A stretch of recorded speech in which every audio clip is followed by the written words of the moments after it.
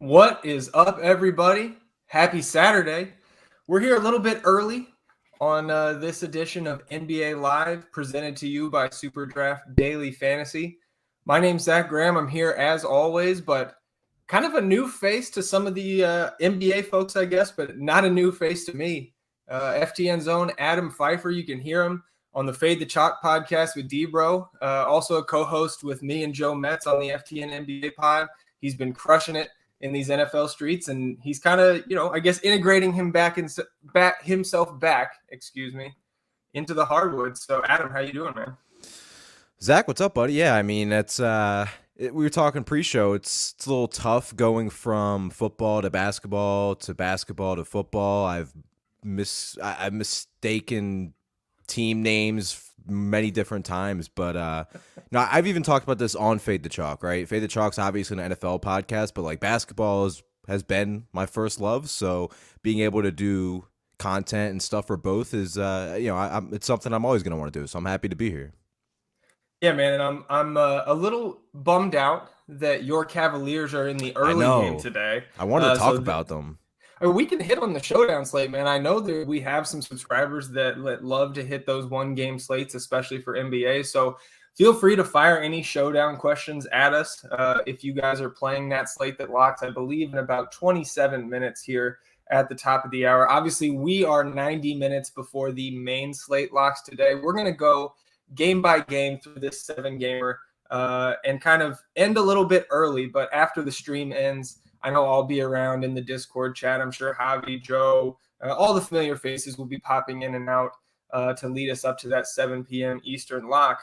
I hope somebody hits us with some questions because I want to talk a few minutes of Cavs with you, Adam. But just to start here, we're looking at one game at the 7 p.m. Eastern lock, and that is the Miami Heat going to Indiana to play the Pacers. So we can go ahead and start with the visitors here because I think there's some pretty important news that, we should, I think, get towards the end of the stream. Obviously, Victor Oladipo still out for Miami, but Kyle Lowry and Dwayne Dedmon both popping up on the injury report as questionable. So what are you doing with the Heat as we wait for that news? Yeah, so Lowry, picked up the injury and then stayed in the game, but questionable. I mean, Tyler Hero's been playing out of his mind since the preseason, and he's like definitely making a push for sixth man of the year. I know it's a game, 2 games in the season, but he's been like usage-wise really high through their first game. And again, they've only played one game, but he had a 33% usage rate. He looks like he's just kind of on a mission. I think there was because everybody was talking about the young stars in the league during the playoffs, and everybody's talking about Luca and Trey and Ja Morant, and Tyler Hero was I belong in that tier.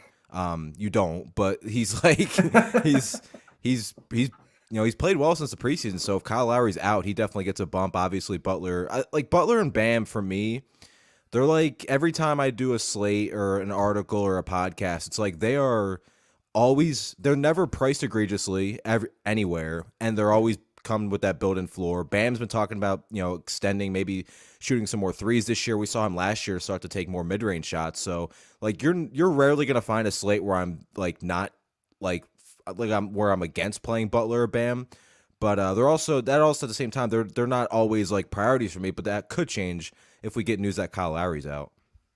Yeah, absolutely. So I think this is kind of a team that maybe we circle back on once we do get that news, probably here in about 40, 45 minutes. And man, Tyler Hero, we had our fun with that in the NBA channel in the Discord when he kind of, compared himself to that upper tier of young guards. But I was saying on yesterday's stream, I think with Alex Blickel, that, man, Tyler Hero, if you knew nothing about the NBA and you just watched the preseason and this first week of games, you would think he was on that level. Obviously they blew out Miami on Thursday night, and that kind of gave him a little bit of extra run, but led the Heat in DraftKings points in that first game and did a lot of his damage, I guess, while the game was still in the balance, or at least while they were extending that lead. So on this Indiana side, if you're looking at the kind of DraftKings view here, a lot of red, a lot of outs, a lot of Qs. We had these same 3 guys questionable for yesterday's game. Those 3 being Torrey Craig, Justin Holiday, and Jeremy Lamb. All 3 did end up playing. and played fairly well. I think all three of them will probably suit up here tonight, but definitely wouldn't be surprised if can we just get to it, Zach? Like, what happened to Chris Duarte's price? Yeah, okay. So you early this morning, I get a message from you just saying, "Dude." Yeah, that's all I said. What's up, Adam? I'm like, what happened? And like, we'll talk about for the next game. There's another. It's just like, and in the first look articles, I've talked about like, and I just always go back to Ben Simmons' rookie year, right? Like, where his price was agreed. Like we see rookies priced so egregiously low a lot, and obviously they got Duarte and Barnes to an extent got bumped up after their first games, but then they just come crashing back down. Just I don't get it, but it's interesting because the Pacers have played 2 games. Their last game on this is the second of back-to-back. They played in overtime against Washington last night. They're playing their key guys like 40-plus minutes. And again, one game went to overtime, but I believe Brogdon and Sabonis both played 40 in their first game too. So yeah, that, obviously no LeVert, but Chris Duarte goes from $6K to $3,900. Yeah, man. And the thing is too, Adam, is that the first game he was like 3,300.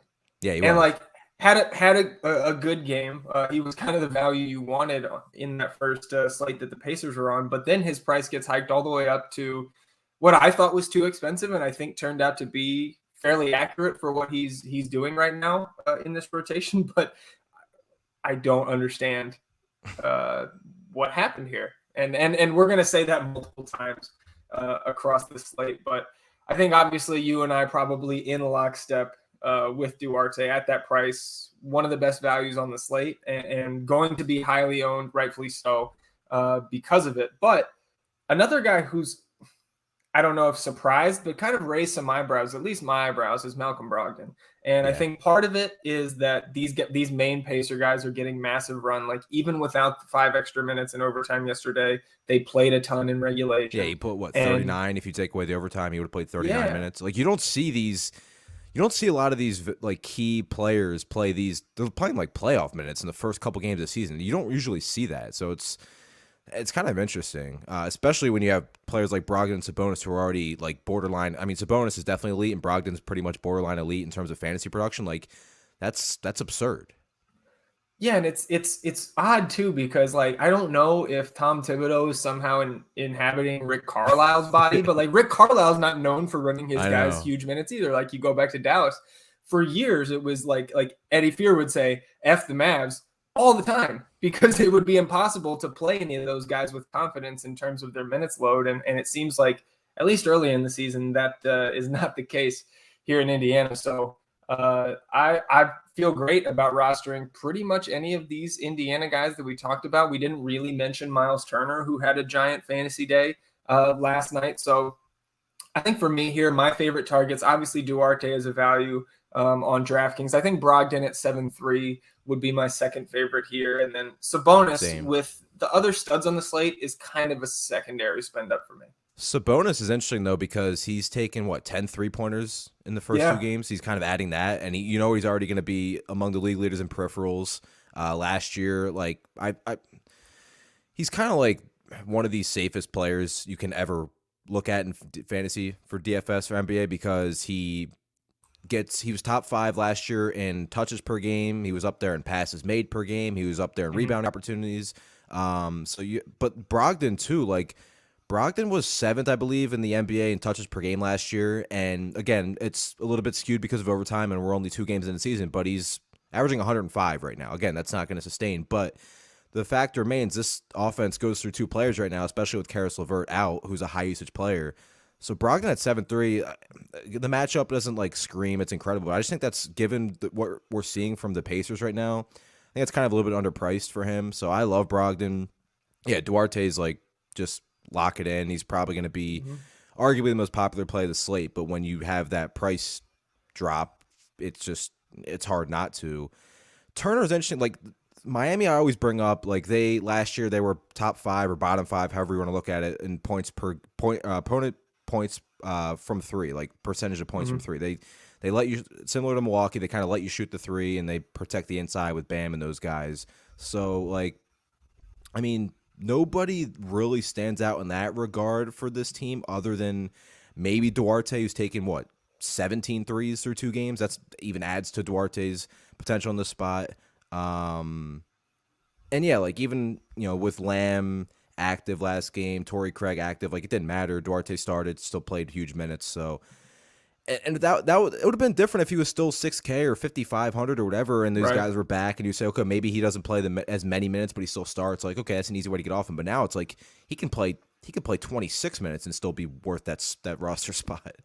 Yeah, absolutely. And I think the only thing that's keeping his ownership down, like kind of at least in the ownership projections, right, below 50% is some of those Memphis guys, Scotty Barnes, who we'll get to in one of these upcoming games. But I did successfully coax my guy T Panthers out of the shadows because I know he's kind of a showdown extraordinaire in the NBA channel. So he's asking us about this Cavaliers and Hawks showdown. He says, who's our favorite option for the large field GPP, which I believe on DraftKings is a 50K prize pool, $10 entry with 10K up top. It's almost 6,000 entries. So I don't know if you've taken a look at that at all yet. I kind of pulled up some of the pricing. Yeah, so like for the content for the articles, like we focus on the main slate, but like as a Cavs fan, I obviously knew like Garland didn't play yesterday. Ricky Rubio got the start, had a ton of potential assists and assist opportunities, which you'd expect from Ricky Rubio. The Cavs are just playing so many players in the rotation. They're playing a lot. Obviously, you have what, 4 centers / power forwards with Markkanen, Mobley, Yeah. Jarrett Allen, and Kevin Love's in a more of a limited role. Hey, Lauri Markkanen, noted small forward, Adam. Right, of course. I have been impressed with Mobley. Like we saw this in the preseason and everything in summer league. Like he's a guy that's going to get defensive rebounds and not afraid to push the ball forward and facilitate. We saw him have a really productive first game, and they were not afraid to play him huge minutes. I haven't seen any. Do we know about Garland? Is he out? Yeah, Garland's been confirmed out. Okay, I assumed he was out. I was going to say, obviously, less important. Also, Dylan Windler, Onyeka Okongwu still out for the Hawks. And their lineup just dropped, as you'd expect. did it? Rubio, Sexton, Markkanen, Mobley, and Jarrett Allen. Okay, so same 5 there. Yeah. The interesting thing about the pricing here on DraftKings is you can almost play who you want. Nobody's priced egregiously. Like Trae Young is the most expensive captain with that 1.5x multiplier. That'll be 13.8. I mean, I can fit a really solid lineup together, even having Trey at captain. So I think like it's almost going to come down to like who are your secondary guys in that like 7K range, where you're going to find Evan Mobley, you're going to find Jarrett Allen, his front court buddy Clint Capella on the other side, who only played 21 minutes in his first regular season action. I believe the news came through that he's going to get a few more minutes, so I would expect 25, 26 from Capella. So I think that puts him firmly in play on this showdown slate, especially if he's going to be low owned because, places are still projecting him for lower minutes. And then you've got guys like Cam Reddish, who flashed in the playoffs last year coming back from injury. He's only 4.4K there. He's obviously put up some good fantasy numbers. Ricky Rubio's 6'2". So it's kind of a grab bag of really good plays here in this showdown.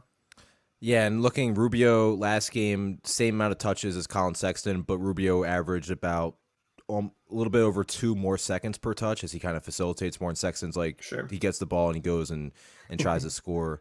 I mean, we've seen Garland, even with Sexton and all these other guys, a relatively high assist player, and Rubio in that last game gets a lot of assists as well. So I think that's always going to be Rubio's wheelhouse. And like, Cleveland, they're not going to be a good team. They're not going to make the playoffs barring some sort of crazy miracle. But, like, they have a lot of quality players that you can get assists from for a player like Rubio, right? Like, Markkanen now can stretch the floor. Jarrett Allen is – I mean, we talked about this on the FTN NBA podcast in the offseason. But, like, yeah, the Cavs gave him a lot of – Jarrett Allen's good. Like, he's very good.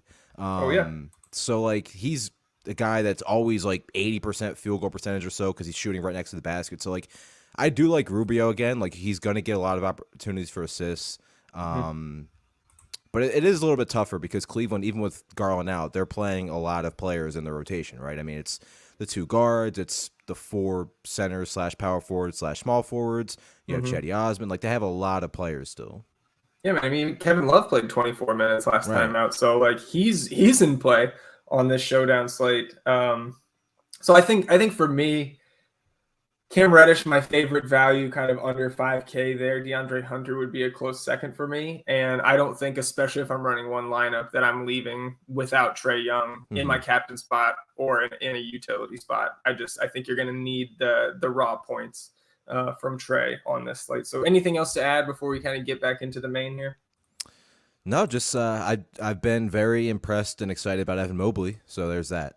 Yeah. Not much to be excited about as a Cavs fan, but I'm just glad I'm glad they didn't trade out when Mobley was there. That's all I'll say. Yeah, absolutely. I mean, we went over that on our draft preview pods and everything. Like, I thought Evan Mobley had a conversation to even be picked second.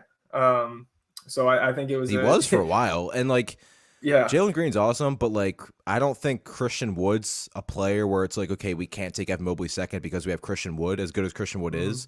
But Jalen Green, like, obviously, like the upside is like top 10 scorer in the NBA at some point if he hits, like, so there's that. Yeah, well, and clearly the Cavs not afraid to log jam a position. So we'll shift back to the main slate now, and the second game will be at 7:30 Eastern. Up north of the border, Toronto will host Luca Doncic and the Dallas Mavericks, and we'll start with Luca up top.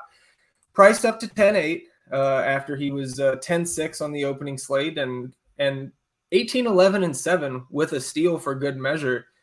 It's hard to look. Yeah, it's hard to look at a stat line like that and be like, well, that sucked, if you rostered him. But obviously, you're looking to a guy like Luca for, 55 at the least is what's probably going to make you feel okay, and you're really looking for 60 plus. I love him today. Obviously, not a hot take on any slate to be in favor of rostering Luka Doncic, but this Toronto team, obviously a little bit feisty. Scotty Barnes playing really well to start his career. Precious Achiuwa also coming on, at least statistically, and waiting on the return of Pascal Siakam. But I think this team can be exploited both in real life hoops and from a daily fantasy perspective. And after getting absolutely embarrassed by the Hawks in the opener, I think Luka's going to come out and try to make a statement today. So I love him. Any difference for you on Luka or anybody else for this Mavericks team? I mean, so analyzing the Mavericks for DFS is so frustrating, and it's even more frustrating because Porzingis has fallen off a cliff. So it's like, it's not frustrating, it's just kind of boring, right? Like Luka, like his bad games are 45 fantasy points, right, and his good games are 75, 80. But for me, like, I don't think, like, Moses Brown and Boban both didn't play last game, but like Dallas has like 5 centers that they can run out on any given night, right?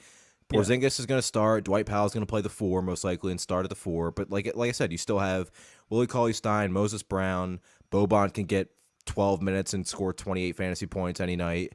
Like, that even makes it even less appealing for Porzingis for me, who's like shown almost no ceiling since joining Dallas. Like, he started when he first joined the team, he was kind of good, and now he's just been boring. Like, Dorian Finney-Smith locked into huge minutes pretty much every game, like played 29 in a blowout, and if he walks into rebounds and hits a couple threes, he'll be good, but he's 5,100 on DraftKings. Like, I usually play him, if I do play him, when he's like 44 or 45. And then Tim Hardaway Jr., like 6,200, sharing the floor with Luca, going to rely on, spot up jump shots, not exactly cheap. Like, Dallas is, for me, is Luca playing? Okay, you can play Luca. Is Luca not playing? Okay, then we look at, Tim Hardaway Jr. and Jaylen Brunson and everybody else. But since Luca's active, it's just kind of Luca or bust for me. Yeah, I think that's pretty much my stance here too. I think Porzingis is an interesting large field tournament play because he did look both for really on the court and for our preseason DFS lineups. He was great in the limited time he played. I believe he showed up for 3 of those preseason games, but again, a secondary play at best for me on this slate, and all those other guys you mentioned down the roster, like Toronto last year, if I'm not mistaken, was bottom 5 against spot up shooters. So that's good for Porzingis, who's been they don't really post up Porzingis that much in Dallas. He doesn't want to, right? And I don't blame Dallas for not caring, because why would you take the ball to Luca's hands? Like, obviously he's going to post up occasionally, but he's more of a spot up guy in this system. So like, there's still a ceiling for him to have like a 30 and 10 game, but Yeah. those games are a lot fewer and farther in between than they were in the past. Yeah, and if you're going to bump Porzingis for the matchup in terms of them giving up a lot of spot up threes, I think you have to give a similar bump to a guy like Tim Hardaway Jr. But I think if I'm, building 10 or less lineups today, if Porzingis or Hardaway Jr. are the ones that beat me in a tournament, I'm fine with that. I'm going to pick it up and move on to the next slate. And with Dorian Finney-Smith, like I'm totally with you. I played him so much the past couple years because he's always in that you love your lineup and you have X amount left, and it's like, this guy's going to play 34 minutes, but he obviously isn't. Like, I actually think he's a sneaky, like, underrated NBA player. Like, there's a reason he's starting. He's talented, but like, he just doesn't have the usage that you want, and he's not really priced to where I feel great about it. Well, and with some of that other value that we were talking about on this slate, you're not going to play Dorian Finney-Smith over the other forward option in this game. Right, absolutely. And then the last guy I would mention, I think maybe people will be drawn to Jaylen Brunson because of the good output he had in the first game. But again, with those other options in that price range, I think he's, just kind of a tournament pivot. And again, I don't think there is so much good value that I would have to be 20 plus lineups in probably before I'm seriously thinking about rotating Brunson in through my build. So we can flip over to the Raptors, and we can just go ahead and start with that value down there with the rookie, right? Scotty Barnes, 4K, averaging almost 35 DK points through his first two games. Kind of a tale of two games in terms of his production. 45 and 3/4 DK last night, 25 and 13 double-double, added 2 assists for good measure. And I think his assists may come up as we go, not by much, but in terms of his average, I think he's going to get some ball handling duty with this second unit, especially if they end up shipping Goran Dragic out in a trade. Dragic, who ended up coming off the bench last night after starting the first game, I believe. But the important thing for me here is the price and the minutes. The minutes are the thing that we're looking at. 33 in the first game, a big blowout loss the Raptors had in their opener against Washington. He still played 33 minutes, and then blowing out Boston last night, 35 minutes for Scotty Barnes. So, I mean, can we even begin to get away from Scotty Barnes, or is he like the first player into your lineup tonight? Yeah, it's going to be tough. I mean, I wrote about it in the article today, and it's early, but he's converting over 70% of his rebounding opportunities. He's averaging like 15 per game so far. So the rebounds have been there. I agree. Like he was a good facilitator in college, so I think you could see him up to like 4 assists per game, which will help. And then he's also been aggressive, right? I think 13 and 17 field goal attempts through 2 games. And it's just the price he's starting. He's got potential for stocks, so like it's kind of hard to get away from him. Just again, like the 2 players that stood out immediately were, we talked about it, Chris Duarte and now Scotty Barnes. And I think another guy now, I can't remember if he had forward eligibility, but center only on this slate nonetheless. Precious Achiuwa will get the start again. This lineup just came in. It'll be the same 5 as last night. Fred VanVleet, Gary Trent Jr. in the backcourt, Scotty Barnes, OG Anunoby on the wings, Precious Achiuwa at the 5. And Precious kind of similar to Scotty Barnes in terms of his output, where it was a little bit of a down game. Not terrible for his price in the opener, but 19 and a quarter. We want more than that. First game, right? Yeah, he had 4 total in the game, only 18 minutes. Obviously, got worked by the Wizards, which, if anybody, the landscape of the NBA, getting blown out by Washington is never a good look at this point in that franchise's trajectory.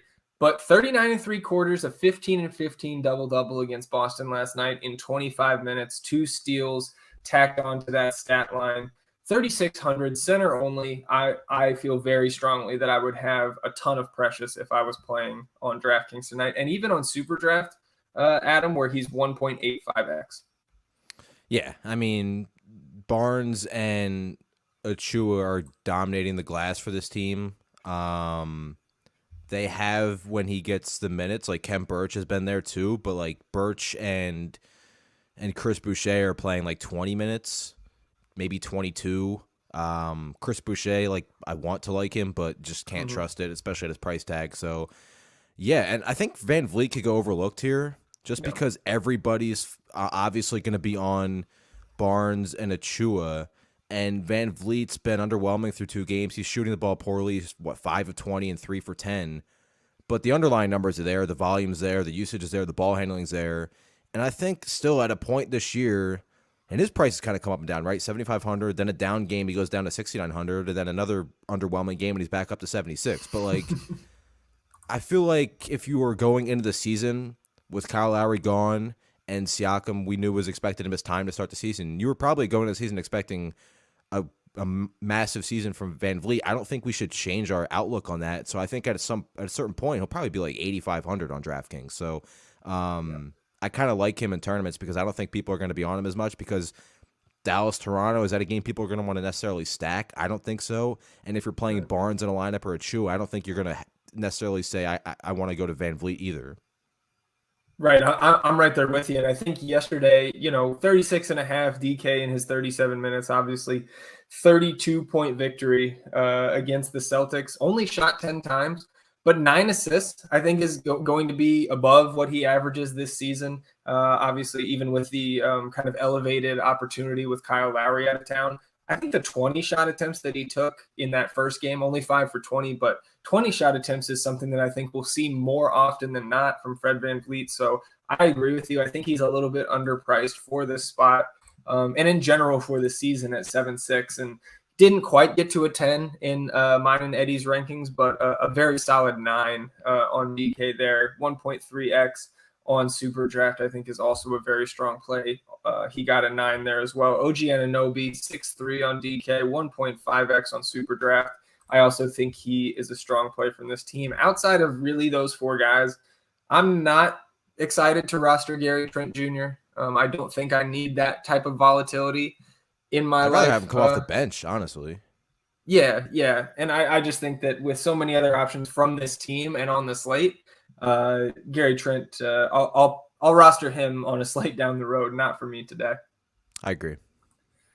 So we'll get into these 8 p.m. games, but first I just want to take a second to show for my friends over at SuperDraft Daily Fantasy because they are the presenting sponsor of NBA Live on this wonderful Saturday afternoon.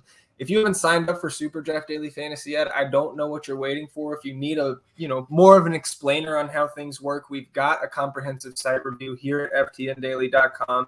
When you're ready to sign up, make sure you deposit using the promo code FTN. And when you do that, any deposit of $100 or more, SuperDraft is going to match. You match that deposit with $100 in bonus funds, only a 1x playthrough on those funds, no slow drip. So you can turn those bonus funds into cash fast and start winning. And the kind of the marquee GPP over there, I believe was a $12 entry today, Adam. The nice thing about SuperDraft over this first week is the contests have not been filling, certainly not full rake. I think we got some overlay, at least one of those slates.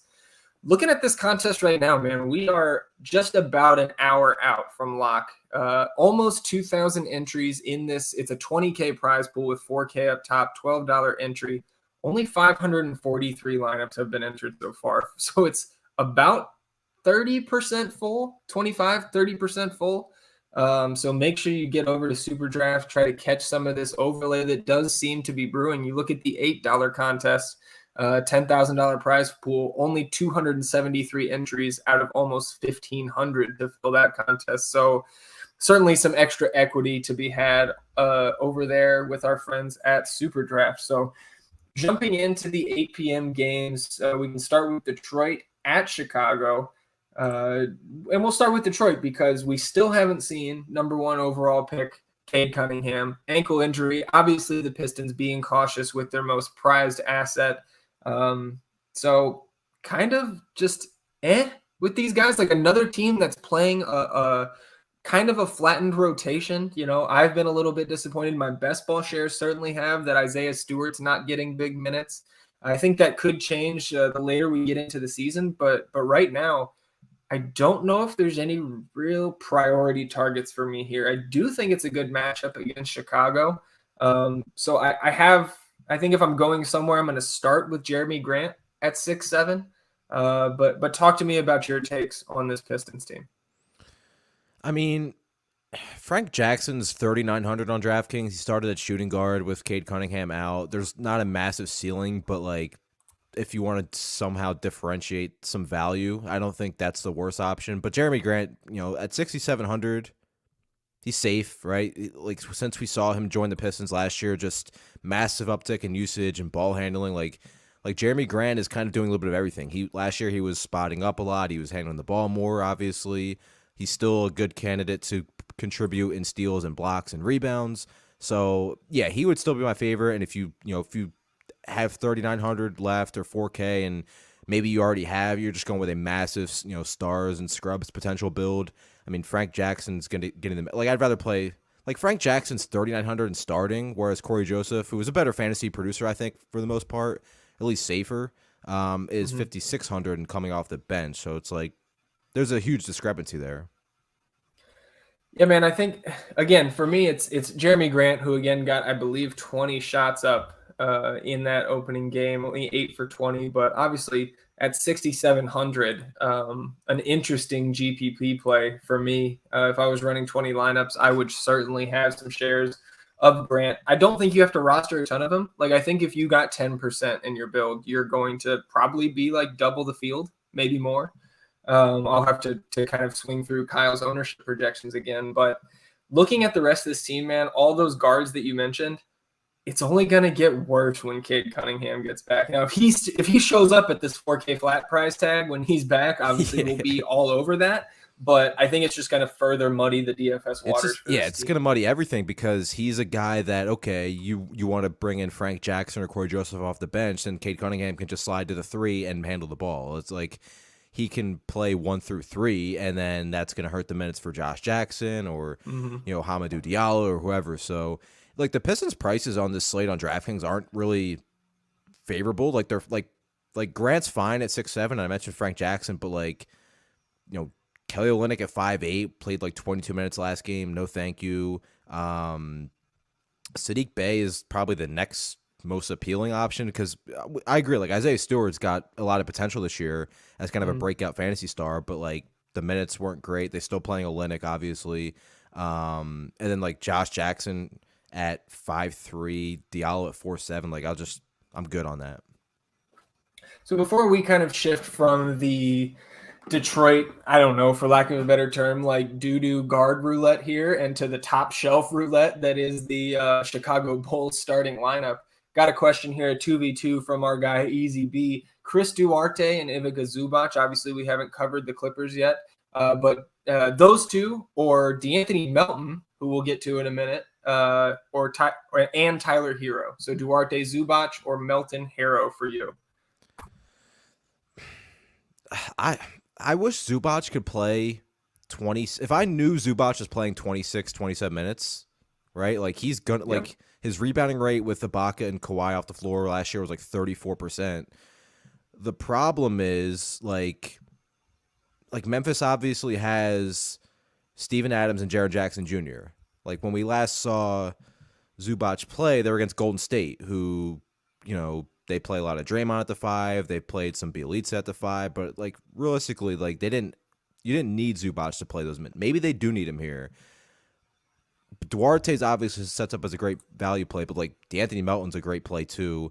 I think the first one, I think I'm leaning the second one. I think it's safer, and there's still like as much upside, if not more, because we know like obviously the answer is probably the hero side without a question if we get word that Kyle Lowry's out. Yeah, I think I'm with you. And Zubac, I think probably a stronger play in this matchup than he was on Thursday night against the Warriors. And he was still like on a permanent basis good in that game. He only played like 17 minutes, I think. Yeah, and he normally is, in any matchup. It like you said to start it off, it comes down to the minutes for Zubac.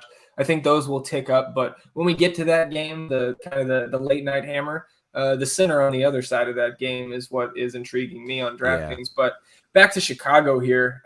Price hikes for Nikola Vucevic, Zach LaVine, DeMar DeRozan, and Lonzo Ball still hovering around 7K on DraftKings. Again, I talked about Detroit being guard roulette. This is kind of spend up roulette here. Lonzo Ball with the massive triple-double in Chicago's game last night against the Pelicans. On the back-to-back here, no By news the about way, anybody. real quick, did you think he knew he was 1 assist away from a triple-double on that oop to Caruso or no? So I didn't see that, but that you are the second time I've heard somebody reference it. Okay, so Lonzo's like, I mean, they're up in this game. It's like 3 minutes left. They're up by, I think, like 9, 11, something like 12, something like that. And he's easy layup, and he throws he waits, he slows down and throws an oop to Caruso for his 10th assist. Okay, well, I'm sure he did then. So obviously Vucevic priced back up. He kind of came back down to, I won't say came back down to earth, but more, I guess, what I thought we were going to get out of him. 21 shots in that first game, only 11 last night. And for a team that scored 128 points against the Pelicans, 33 DK points is not what you're looking for, really, at his 7-8 price tag from last night. But now that he's at 8.9K, it's kind of tough for me to get to Vooch.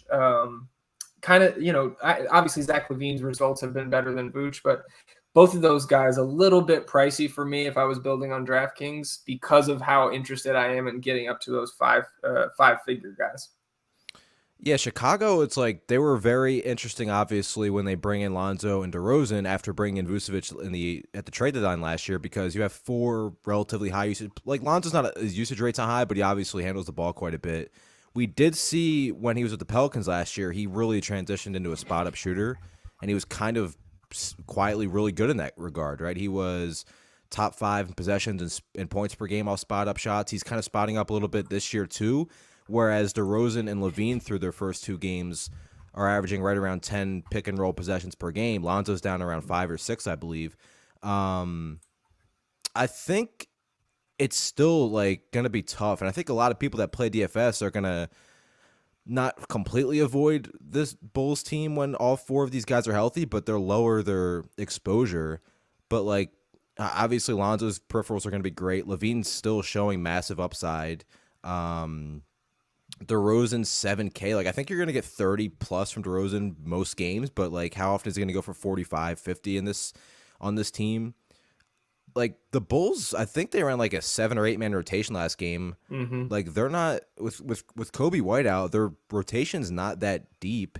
Mm-hmm. So even Alex Caruso at 3,400, he's played 27 and 29 minutes. I think you could do worse than Caruso as a value play as well. Yeah. But it's tough. I wrote about the Bulls today. They're a tough team to kind of pinpoint when all 4 of those main guys are healthy, especially when it's not a huge slate, but a modest slate, a decent sized slate where you have, especially at the center position, that's always loaded seemingly. You have Giannis, Towns, Sabonis, Bam. The position's always loaded, so maybe you won't feel as good about Vucevic than you would last year, especially when he was with Orlando. I played him almost every night, but it's obviously a different situation. Yeah, I mean, it's almost like, I'm not making the comparison on the court, but from a DFS perspective, it's almost like when KD was with the Warriors, where it was Splash Brothers, KD, Draymond. We couldn't really play any of them with confidence when they were all healthy. It was kind of just you're just kind of guessing who's going to have the big game that night. Also, like you mentioned, Caruso, it's tough to get to him tonight with the other value that I think projects a lot better, but he's kind of sneaky because we know Alex Caruso can scrap his way to a decent fantasy day. He doesn't have to score the ball to get you there at this type of price tag with upper 20s in minutes. So I think Caruso kind of a way to get sneaky. If I was running multiple lineups, I would definitely be rotating him in with some of that Memphis guard value. Duarte, Scotty Barnes, Precious Achiuwa. I would definitely mix him in with those guys in any sort of MME build. Other 8 p.m. game, Pelicans going to Minnesota. We can start with the visiting team here. Obviously, Zion still out. Josh Hart, I believe, listed doubtful after missing last night's game with a quad injury. So at the top here, it's kind of 4 guys that the usage has been centered around. Brandon Ingram at 8K, Jonas Valanciunas at kind of a tasty 7.2, Nickeil Alexander-Walker 6.4, and then Devontae Graham, who has been scalding hot from 3, 59% from beyond the arc through the first 2 games, and averaging 35 DK points at a 5.5K price tag. I think that might be where the masses gravitate to on this Pelicans team. and I want to be way underweight on that. I think it's not a question of if, but when he regresses back to the mean with his shooting. And I want to be far away from Devontae Graham when that happens. So I prefer those other three guys I mentioned, but how are you attacking this Pelicans team? Yeah, I like Brandon Ingram a lot here. He's taken a ton of shots, no surprise for the first two games. Or obviously, Lonzo's not there anymore, Zion's out. Like, he's gonna have to dominate the usage. And we're seeing, I wrote about it today, like so through the first two games, nearly a 21% frequency rate off screens. That wasn't even close to that mark last year. So it's like, when you're this Pelicans team right now, you don't have, like, again, Devontae Graham's been shooting out of his mind through two games. That's going to come down. Like, you don't have a ton of talented scorers on this team. So it's like, yeah, why would you not just try to get him as many looks as you can? I mean, so you look at it so far, he's taken 26 and 20 shots. He scored at least 40 fantasy points in both games. He is facing a Minnesota defense that's still not good. They were bottom 5, or actually bottom 3 in field goal percentage and points per possession allowed to shooters off screens last year. And he had a 33% usage rate so far. Like, 8K, I think Ingram still has. And with Zion out and Lonzo out, like, I think we see a little bit more consistent peripherals from Ingram, which we've seen through two games too. So if he has one of those games where he takes 29 shots and, scores, 40 real points and the peripherals are there, like, he can have a massive ceiling in this good matchup. So I like Ingram a lot. Are we going to Herbert Jones at all? He started last game with Josh Hart out. He's 3K flat. And I think Joe Val is always interesting because it seems like forever ago when he was on Toronto, but it was like, okay, he's playing 24 minutes. And when he's priced appropriately, you can play him because he's a super efficient point per minute player. And then down the stretch with his career or his tenure in Memphis, he was getting 30 to 33 minutes. And it's like, if he's going to get 33, 35 minutes at this price, he's kind of playable against anybody. Like, he is that good of a fantasy point per minute producer. Absolutely. And I'll just start because you mentioned Herb Jones. This is really pissing me off because Trey Murphy, all summer league, all preseason, was getting massive minutes. He was in my value article opening night, or the first huge slate, I mean. Dude, and Willie Green's talking about Trey Murphy is competing for a starting spot, yada, yada. And then the starting spot is open to start the season. And they're rotating through guys, and Trey Murphy hasn't got his shot yet. So if Trey Murphy did slide into the starting lineup, I think we would expect him to go from that, mid-20s that he saw last time out to closer to 30, and I would have some interest there. Herb Jones, a secondary play at best. If I'm building 150, I'm certainly going to have some shares of him if he's going to get 29 minutes. But I'm really sticking with those top three guys, and I'm right there with you on Brandon Ingram. As long as Zion's out and Ingram's price remains moderate as it is, I'm going to have significant interest in. And a matchup with Minnesota does not scare me. I second what you said about J-Val. I would just be being repetitive, so fine to play J-Val. And I'm still waiting for Nickeil Alexander-Walker to really have a blow-up game. But at the 6'4" price, even with what he's been doing, which I think is, about average for what we can expect from a guy like him fantasy-wise, I have some significant interest in GPPs. And then if you look over on SuperDraft, man, Alexander Walker, I believe, let me pull it up, I think 1.65x over there. So I like him a lot on SuperDraft with that multiplier. Yeah, and then Minnesota, I mean, like, Towns, 29 minutes, did what pretty much we all expected him to do against Houston, dominated. D'Angelo Russell had like a 37% usage rate in their opening game too. He's 8,300. Again, like, New Orleans defense, obviously not as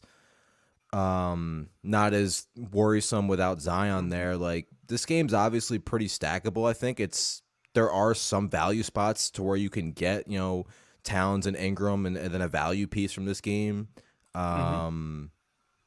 My issue with, like, it's Anthony Edwards is, since the second half of last year, has been awesome. And like, the usage between him, Towns, and Russell, it's like a super concentrated offense. It's like an NFL offense where it's like they're throwing to three guys, right? It's like, so it's good, but it's also like, okay, that means one of these guys could easily have a bad game.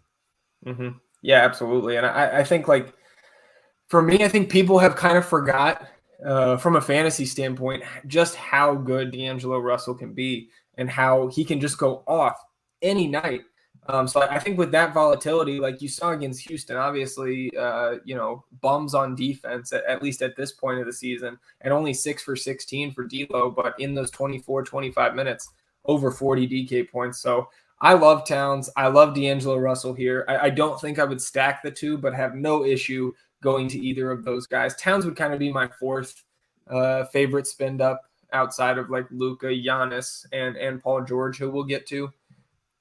Yeah, go ahead. I was just gonna say, I feel like that's a good point. Like you would think maybe Russell and Towns would correlate well in a stack, but I just like Russell's a guy through his entire career, especially after he left the Lakers when he went to Brooklyn and everything. Like he was a guy that really got to the like screens and got to the free throw line in mid range. Like he just that's where he's great. And then it's like Towns. Russell's not a guy like obviously any guard or point guard is going to facilitate in some capacity, but like they post up Towns and they kind of get out of his way, and that's how like so it's like you're not going to get a ton of assists from Russell to Towns as you would think. Yeah, no, I'm absolutely right there with you. And with Anthony Edwards, man, like obviously he's been great. Like last year, once guys started sitting out and he was getting all the run, like I think he'll continue to get that run this year, but I think the usage will be pulled back just a little bit. So he would be a clear third for me out of those three. And I think if there's a turbo slate, on DraftKings for these two 8 p.m. games, then somebody like Pat Beverly, Naz Reid, certainly Jalen McDaniels would come into play for me, but no interest in those guys on the main slate. We did have a 2v2v2, I believe, from our guy Kruggers. It was Triple J and Chris Duarte as the first pairing, Nickeil Alexander-Walker and Precious Achiuwa as the second, and then the third is just Drew and Precious. So any preference for you there? I think I lean to the first one with Jaren Jackson Jr. and Chris Duarte. Yeah, that was the one that stood out to me. By the way, as expected, Jeremy Lamb, Justin Holiday, and Torrey Craig are all available for the Pacers. Nice. Good to get that news, and I believe we should get a starting lineup to follow here. I would assume they'll run the same 5 out there. So 3 more games to go. And Thomas, if you're listening, let me know in the chat if we have a hard out, because if we do, we'll speed it up. But if not, we've obviously got the time.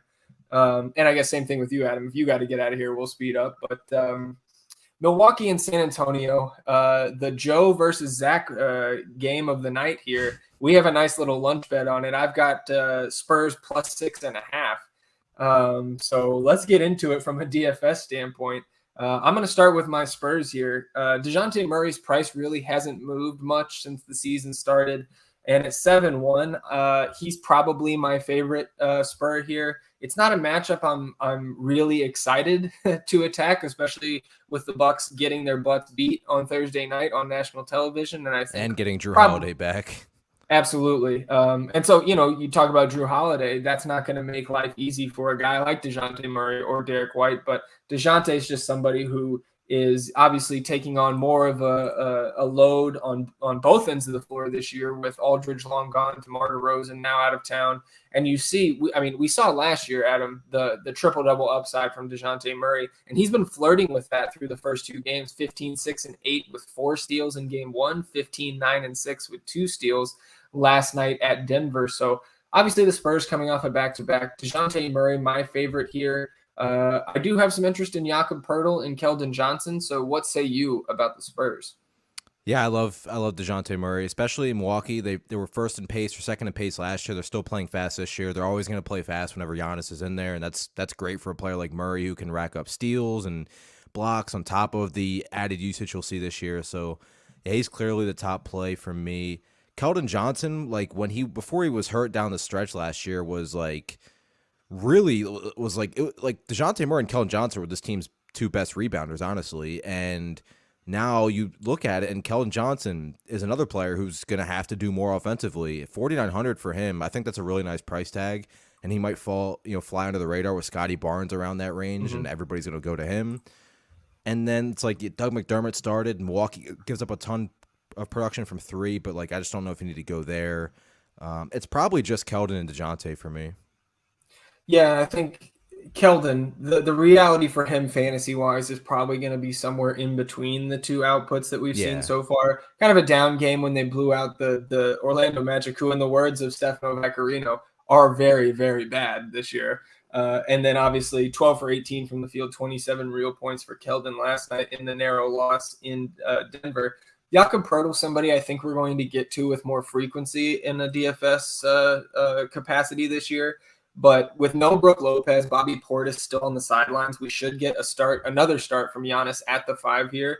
And to me, that's bad news for Jakob Poeltl. So he would be my third option from that Spurs team if you had to go there.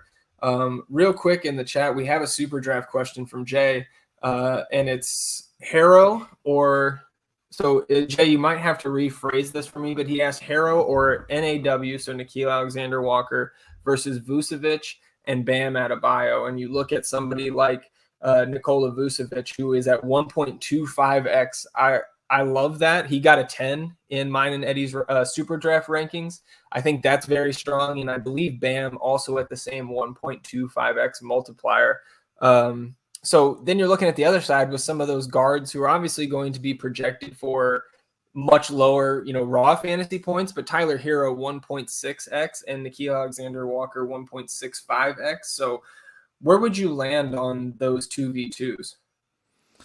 Again, it's like a caveat, but like I would like to know Kyle Lowry's status. And we talked about the concerns with Vucevic. I still think matchup aside, like he's in a great spot. So I think I'm leaning the second side, but like I get it because Tyler Hero could go for, a huge game with or without. I mean, like we've seen how he's played. He's been a high usage player regardless because he's dominating usage with the second unit. So yeah, I think I'm going to lean towards the lower multiplier guys just because I feel safe in a guy like Vucevic with a 1.25x multiplier. If he is the one, Vucevic doesn't bust. Like he just doesn't bust. Right. And it's kind of the same story for Bam Adebayo, right? Like, and if Dwayne Dedmon's out too, like I don't think Eric Spoelstra's got too much confidence in a guy like Omer Yurtseven yet, the rookie. And Markieff Morris is going to get limited time at the 5. So I think I would lean the side with the kind of double centers there. And as our good buddy Anthony gives me my daily reminder that the Spurs do in fact suck, we can talk about the Bucks. And Giannis is at 10-5 on DraftKings today, obviously coming off the down game where he only scored 37.5 DK points. But still, Giannis, he did that in 23 minutes, so no issue going to him today. As you mentioned before, Drew Holiday will make his return. I think he was probably fine before Thursday, but just kind of giving his ankle some extra time to make sure it's completely healed, especially with this team, already hurting with Brook Lopez, Bobby Portis out, Dante DiVincenzo, I believe, still yet to be cleared for contact for this Bucks team. So I don't think we have to spend too much time on Giannis tonight outside of just, where you rank your studs. But what are you doing with kind of the rest of this big three here in Middleton and Holiday? It's probably just Giannis and then maybe Drew. I mean, Giannis, regardless if he's starting at center or not, he will tonight. But like we know he's walking into 10 rebounds in his sleep regardless, and maybe playing more actual center can give him upside for. I mean, it doesn't even matter. He has as good of a chance to get 15 rebounds as almost anybody in the NBA. So, yeah, I mean, Giannis is obviously fine. I think Drew Holiday is interesting at 6'5", just because like I understand he obviously didn't do much against Brooklyn, got hurt, and then didn't play in their last game. But like when they're both healthy, and I believe Drew Holiday is, like you said, mostly healthy, I don't think there should be as much of a price discrepancy between him and Chris Middleton as there is. So I would just tend to lean Drew Holiday in that case. Yeah, I'm right there with you. And looking through the rest of this roster, Grayson Allen, secondary play for me, should still remain in the starting lineup in 4-7, not a crazy price. I would be off Pat Connaughton with Drew Holiday back. I just don't think the upside's there on this slate. We are getting news now that Kyle Lowry is in fact ruled out, so we'll circle back to the Heat, obviously, with about 35 minutes until that game locks. The last two guys that I had, some interest here, Jordan Awora, I think, is still going to be a big part of this rotation. He's up to 4-1, small and power forward eligible, 26 minutes in each of the first two games. And we've discussed many times, both on the FTN NBA podcast and here on the NBA live stream, about my love for Jordan Awora. We don't need to bring Joe into this, but where do you fall on Jordan Awora tonight? Yeah, I think he's fine, and obviously they're still shorthanded, right? No DiVincenzo, no Bobby Portis. 4,100 is still he's gonna play. He's played 26 minutes in both games, so I would say you pencil him in for at least 25 to 28 potentially. And like as much as we love Scotty Barnes, like this guy's played 2 NBA games. Like there's no guarantee he doesn't disappoint. And if he does, and you go to Jordan Awora instead, and he goes for 30 fantasy points or whatever, you could be in good shape. So I think he's still extremely viable. Yeah, I'm with you. And the last guy I would mention for 2 reasons. Number one, because I want to get my daily practice in saying Sandro Mamukelashvili. And secondly, I had a feeling that was coming. And secondly, only a showdown play for me if any of these sites are running in Milwaukee, San Antonio. I mean, they have to blow the Spurs out for him to be. Absolutely. Or hey, they could get blown out. You never know. You never know. Again, they have to blow the Spurs out for him to. We'll shift to the night games. Phoenix going to Portland on a back-to-back. We had some discussion in the Slack chat earlier this afternoon. One of our subscribers, Herm, was saying, as I was going through the rankings and thinking, hey, Chris Paul could sit, Herm also said the same thing in the chat. And then, of course, 15 minutes later, Cameron Payne, the one who gets ruled out. So how are we attacking this Phoenix team? Real quick, we did get a Miami lineup while you're entering that game. It's going to be Gabe Vincent, Jimmy Butler, Duncan Robinson, PJ Tucker, and Bam. Nice. So we'll touch on Gabe Vincent, somebody who I have an affinity for after he's done well for us in the Olympics and some preseason games, but we'll circle back to Miami. Chris Paul, gonna play, I guess, on the back-to-back. If he doesn't, we'll get that news late, and everybody will slam in Devin Booker and maybe some Elfrid Payton, my guy, there in Phoenix now.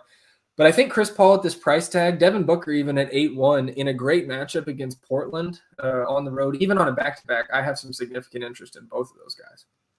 Yeah, last year it was like always I would just prefer whoever was cheaper between Chris Paul and Devin Booker. And we saw Booker have a lot of floor games last year. Mm-hmm. And again, before Chris Paul joined, he was facilitating more. He was handling the ball more. And we saw more 7-8 assist games. We don't see them anymore with Booker. And that's fine because he's one of the 5 best scorers in the NBA. And you have one of the best passing or one of the best point guards of all time. So it's like, but that does hurt his ceiling. So for me, like if I'm choosing between the two, it's Chris Paul, again, assuming he plays. There's just been too many floor games with Booker since Chris Paul has joined the team. I think 8 in his under 7K is always fine too, but again, it's a center position that's loaded and you need ceiling. Mm-hmm. And there could be a ceiling against Portland, I get it. Again, in this spot, like I don't hate Booker or anything, I just prefer Chris Paul. Yeah, I think I'm with you there, even though it would be close for me. I don't hate Bridges either, by the way. 4,900. I was just about to say Mccall Bridges at 4.9. Obviously, from a fantasy point perspective, was fantastic against the Lakers in that late night hammer last night, and was just fine for his price in the opening game loss against Denver. Pace up spot against the Blazers, who again continue to struggle defensively.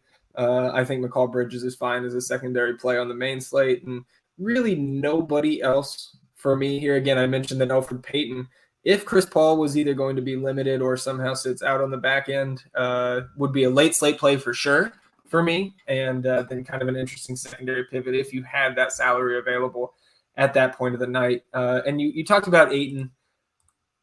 The center position is stacked, and even in this game, I'd rather go to the other side with Yusuf Nurkic at 7-3. Then you see, obviously, the backcourt that's been solidified in Portland for many years now, Dame Lillard, CJ McCollum, almost 3K premium on Lillard's price over McCollum. So I think for me tonight, if I'm going to either of those guys, I'm going to take the savings and McCollum, not just because he's produced at a better rate so far through this young season, but I'm just going to take the savings there on guys who don't project too far apart on any night. That's fair. McCollum was kind of in that same boat a lot last year because like we saw for a couple years ago, they would just, when Lillard was on the floor, McCollum was on the floor. And they haven't done it as much the past couple years. So we've seen McCollum, like when they're sharing the floor more, McCollum's had kind of like Booker, more of the floor games. But when he was hurt a lot last year too, obviously. But when he's right, I mean, he's still an incredible player. So I think he's fine. I think Lillard in tournaments probably goes a little bit overlooked on this slate, honestly. And I know Chris Paul's defense is a thing, but like Damian Lillard, I don't care. Like Damian Lillard's getting his against anybody. And this is a guy that scored, 47 fantasy points last game, and he shot 8 of 24 from the field. So, Yeah. Yeah, I mean, obviously Dame in play any night, but just for me on this slate, he comes in as a secondary guy in that price tier, and really for the rest of this team, I don't have a ton of interest on the main slate. Obviously, Anthony Simons put up a fine score in the opener for his price, but I don't think that's somebody we need to prioritize at all today. The only note I would mention is on SuperDraft. Robert Covington is still at a 2x multiplier over there, so if you're running multiple lineups, I think it's probably smart to get some Bob Covington shares, because obviously if he has, if he walks into one of his 10 rebound games, you're in good shape. Absolutely. You get 28, 30 fantasy points and you're sitting pretty, and anything above that obviously is going to help vault you to the top of the leaderboard. So one game left before we circle back to Miami and Indiana to start the slate. Memphis at the Los Angeles Clippers. Almost got me there with the Los Angeles Clippers, Los Angeles Chargers thing. So maybe it's just by osmosis since I'm hanging out with you, but a lot has been made about Ja Morant's explosive performance in their opener.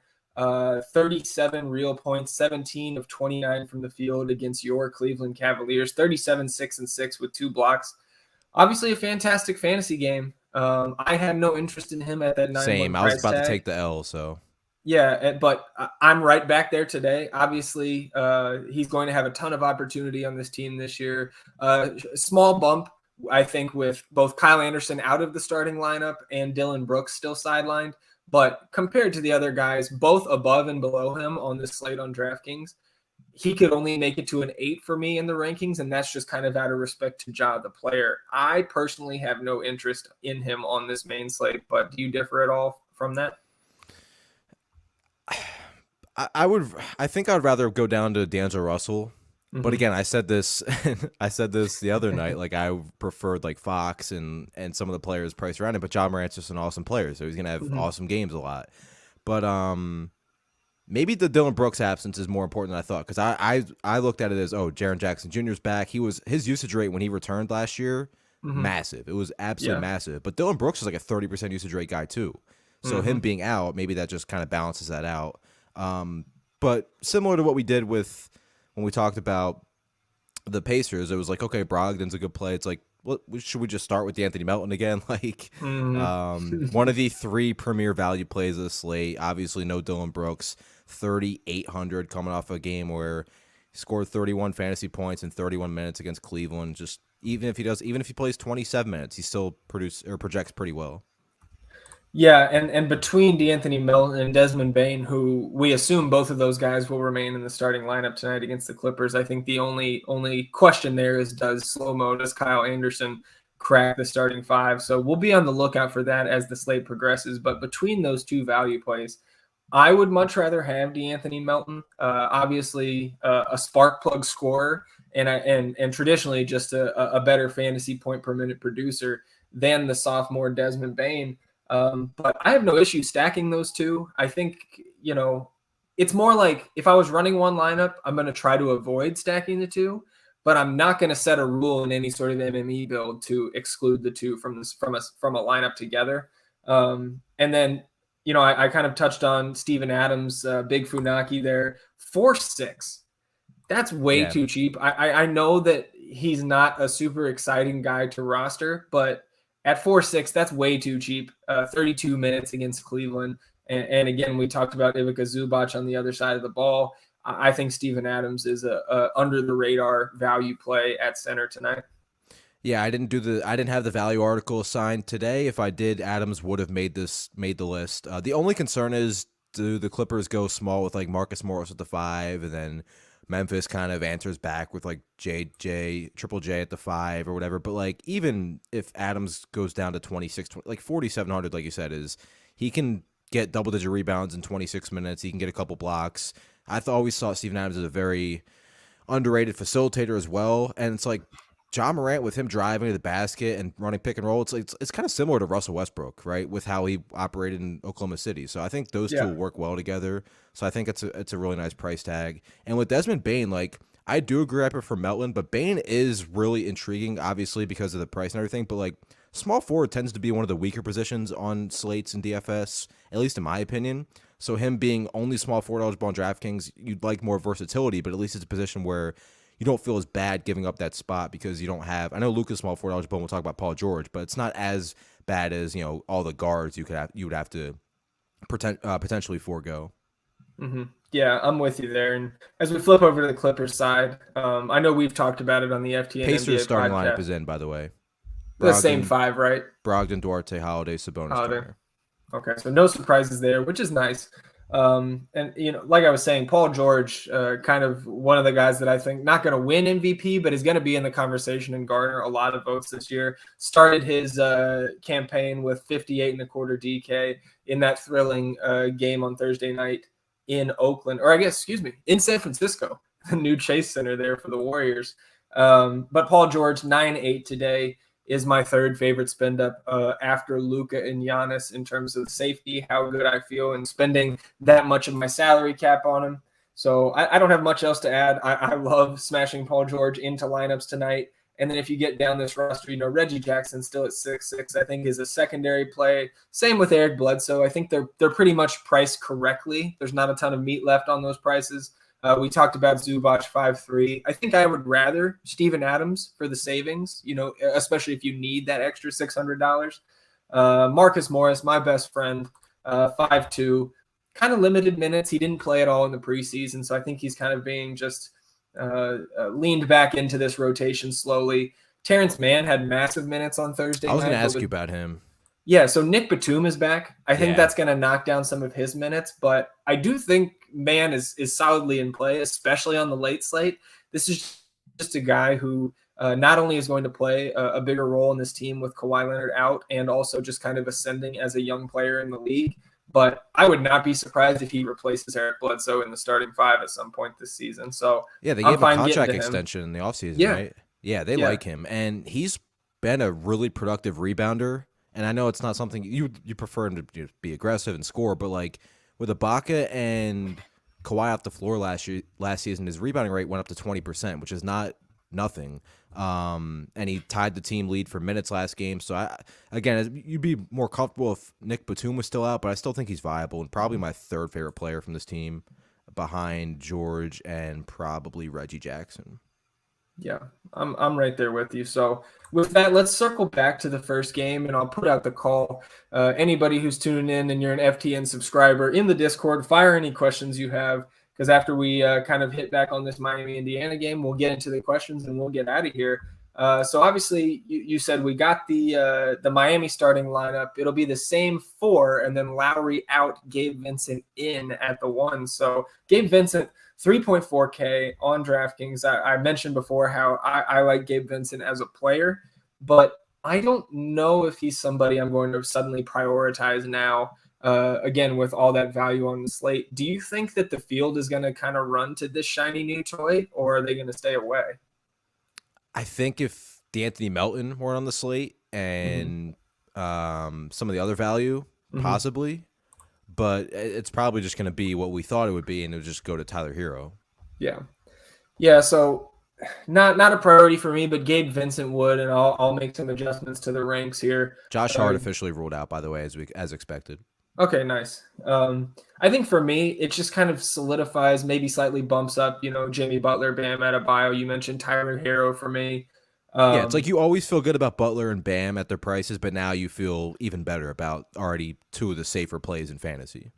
Yeah, absolutely. And for Gabe Vincent, I'm not going to call you crazy or raise my eyebrows if I see him in your lineups. Yeah. But more of a secondary value for me rather than somebody I'm rushing to get in over those values. And then just real quick on the Indiana side, obviously all the guys we expected in are in. So just one more time with that starting lineup, it's Malcolm Brogdon, the rookie Chris Duarte, Justin Holiday, and the two bigs in the middle, Domantas Sabonis and Miles Turner. So Adam, we'll shift to the Discord channel and take everybody's questions. Stump was asking, is Gabe Vincent a must in cash now? My answer would be no.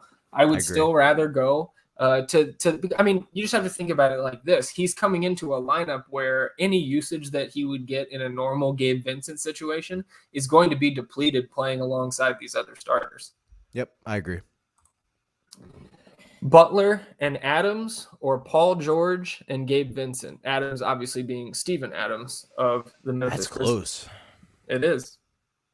I think I'm leaning the second there because I want to get Paul George into my lineups. Yeah, but like Butler's ceiling with Lowry out, I don't think it's quite what Paul George's ceiling could be with Kawhi out, but it's triple double, right? Going from I think I still feel the difference is like Adams. It's not like Adams is like in terms of fantasy projection. It's not like he's like a guy you project for 40 and Gabe Vincent's like 20. It's not that huge of a gap. So I would probably lean the George side as well.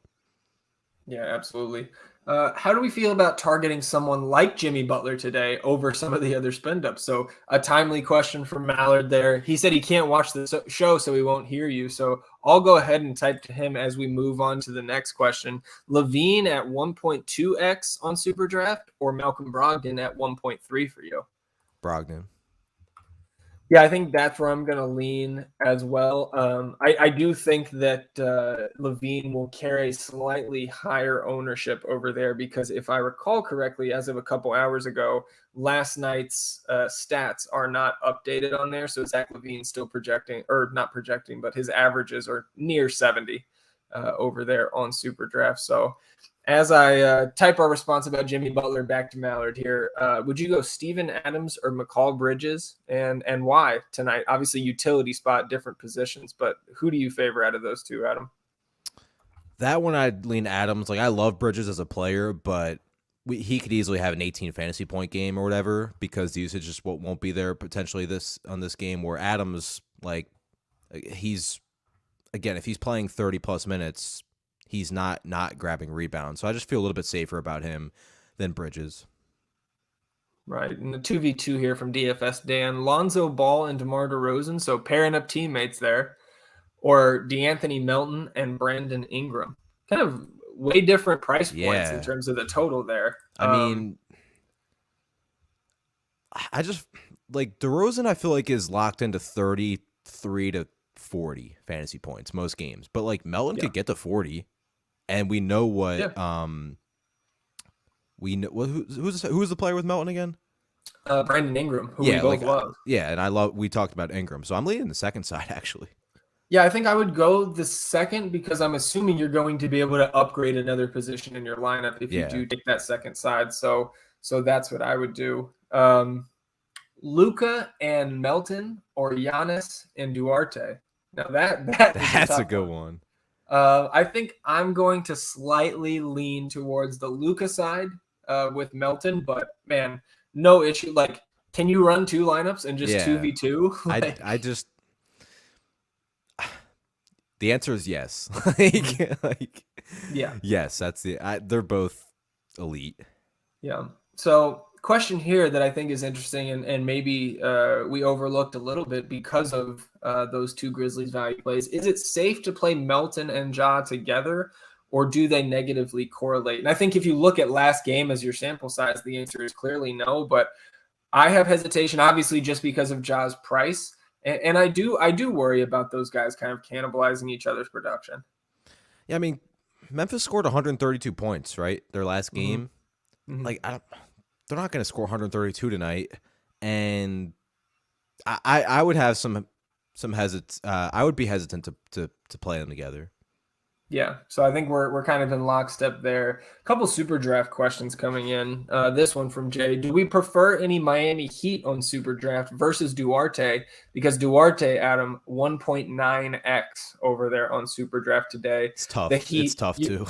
Yeah, I mean, you're getting Jimmy Butler at 1.2, Bam 1.25, Tyler Hero 1.6. Those are really the only three Heat that I think I would seriously consider putting in one lineup. Hero, especially now with Kyle Lowry out. Man, I think for me, it's either Jimmy Butler and you're playing for that ceiling Jimmy Butler game, or I'm going to take Chris Duarte and hope that he keeps cooking at the 1.9x multiplier. Yeah, and like we said with Duarte, he's obviously starting everything, but it's not like he's starting and just sitting in the corner while Sabonis and Brogdon do everything. He's taking a lot of shots. Yeah, absolutely. And then another super draft question here from our good buddy Rob Gardner, the poker pastor, showing up in the chat, asking, with the low multipliers for the two on super draft, would you max one of Bam and Jimmy Butler on super draft? And I think that the fine rule, that sounds like something that I would maybe do myself, because 1.2 for Jimmy, 1.25 for Bam, both of them are going to need to pop off to get you to the top of those GPP leaderboards. So that's something that I'm fine with. What about you? Yeah, and there's not many like teammates in the NBA that can both triple-double on a given night. I think Butler and Bam with Kyle Lowry out are in that discussion. Like I really think they could both triple-double, and I'd be a little bit surprised, but I wouldn't be shocked. Yeah, I hear you. Here's the 2v2 shifting back to DraftKings. Bam and Desmond Bain, or OG Anunoby and Jakob Poeltl. That's an interesting one, because for me, Adam, if you're in a large field GPP, that second one is going to be way under-owned compared to the first pairing, and I don't think it projects like too much lower than the first one. So Bam and Bain, or OG and Poeltl. I still prefer the Bam side, but I do.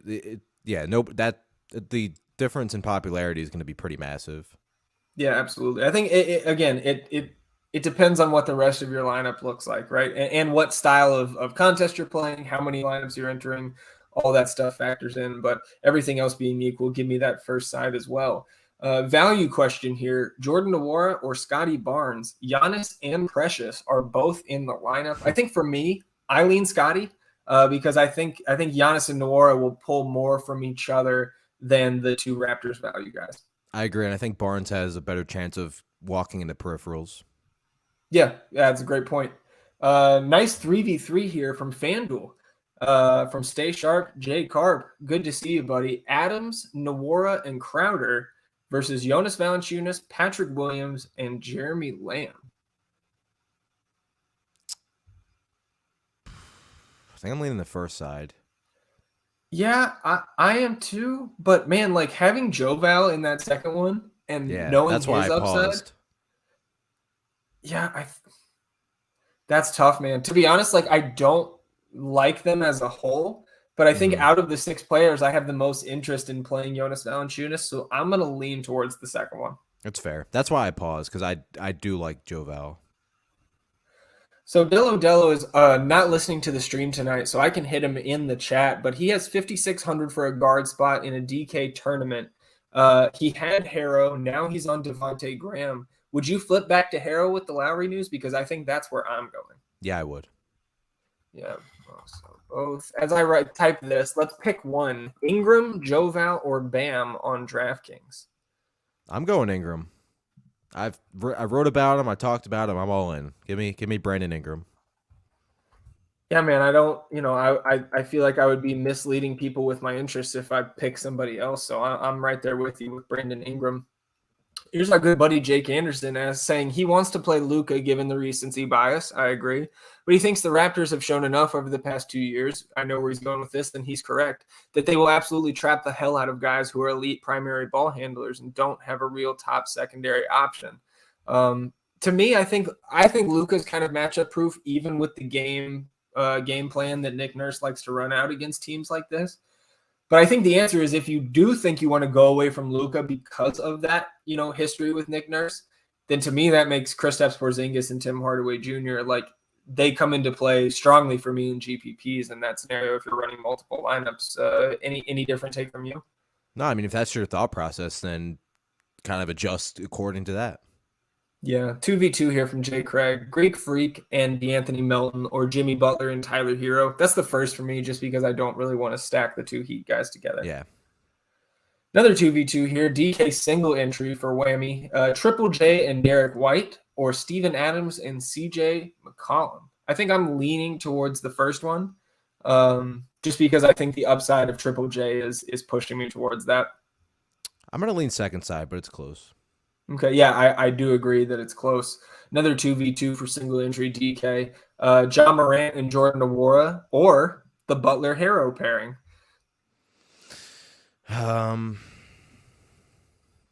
That's tough. Mm-hmm. Man, honestly, I think in that case, I might go the second one and stack the. I know I've been just talking down. I know. I'm afraid Ja's going to go for 60 again, too. But man, like to me, like 37 points is something that is obviously in Ja Morant's wheelhouse, but that's his third highest, I believe, scoring output of his career. So that's not like 30 plus points is not something we can count on from Ja Morant. And maybe he's going to make me eat those words over this season. But where we stand now, I think I'm leaning towards that second one. Yeah, it's fair.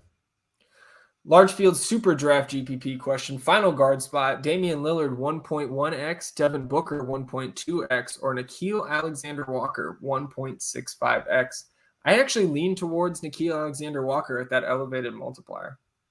Yeah, it was going to be the Dame or him for me, but Yeah. I, like with the multiplier, it's tough to pass. So we've talked about this a little bit, but kind of jogging our memory, Bam and Vooch both 1.25x on SuperDraft. Do you have a lean between the two? Probably Bam. Okay. Given the Lowry news, not that he like massively impacts Bam, but yeah, they're so similar because they're both such high floors all the time, and you I would be stunned if Vucevic or Bam went for 30 fantasy points tonight. Yeah, I mean, I think I'm gonna lean towards Vooch slightly, but again, that's very close. But if I had to choose, obviously only one center spot over there on SuperDraft with no utility. I'm leaning Vucevic. 2v2 here for Kruggers. Brandon Ingram or Triple J against Jonas and DeJounte Murray. I like all four of those guys, but I'm gonna lean the first side with Brandon Ingram. But and maybe Jaren play Jackson. all four in the same lineup. I don't know. Yeah. I like all four players for sure. Yeah, absolutely. Let's see. Scotty Barnes or Stewart? I guess Isaiah Stewart. Am I missing another Stewart? I mean, Beef Stew's my guy, but different price points there. If you're just going straight up J Carp, like I'm gonna take Isaiah Stewart, especially if you're in a tournament. But I assume you can build a lineup that projects better by going Scottie Barnes and upgrading elsewhere. For sure. And it's a new era in San Antonio, Adam. No Spurs players will be rested on the back-to-back. So look at that. I don't know what to do with my hands. Maybe I can just show you I'm living in the past here with my Champions Forever shirt. So fire your last questions in here. We're going to get out of here because I'm going to try to set some moment ranks lineups with my Top Shot moments, Adam, since I can't play DFS anymore. Bam and Harrow or Desmond Bain and Karl Anthony Towns. It's pretty clearly the second for me. Yeah, I agree. All right, we will give everybody else about 90 seconds before we say goodbye and good luck on this Saturday. I believe tomorrow, let me double check when the slate locks because I know that Joe Metz and Javi Palezzo will be live Sunday afternoon to take you up to lock. I know we will have at least one rankings update from Eddie and myself early in the afternoon. Obviously, an NFL Sunday with plenty of content on the FTN sites and streams leading up to NFL Lock tomorrow. So hopefully we'll be seeing all of you bright and early. I don't even say bright and early. I'll say late tonight for FTN After Dark in the NFL Discord channel. Make sure you guys pop in if you are around. So NBA tomorrow, checking out the schedule. Those guys, I believe, will be on for an hour, and that main slate will lock at 7 p.m. Eastern. So 6 to 7 Eastern tomorrow for NBA Live with Joe and Javi. Last question here. Mccall Bridges, Nickeil Alexander-Walker, or Tyler Hero on FanDuel in a single entry. For me, I think I'm going to go Alexander Walker because I think Hero pulls more ownership with Lowry out, but it's close for me between those two. You said single entry, right? Yes, sir. I think that makes me lean Alexander Walker as well. Okay.